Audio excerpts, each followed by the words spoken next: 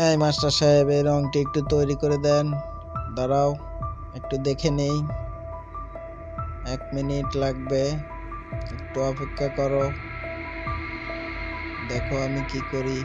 প্রথমে হোয়াইট দিয়ে নিলাম, তারপর ব্ল্যাক। এভাবে করে আমি প্রত্যেকটি রং তৈরি করব। তারপরে ব্লু,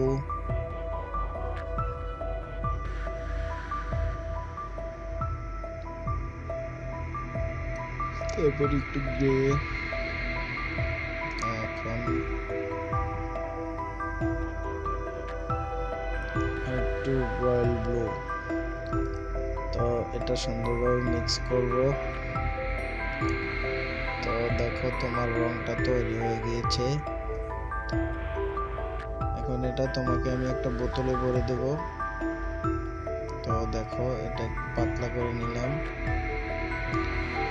খুব সহজেই তৈরি করতে পারবা। তো বোতলে ভরার পরে আমি এটা তোমাদেরকে চেক করে দেখাবো কিরকম ম্যাচিং হয়েছে। তো দেখো,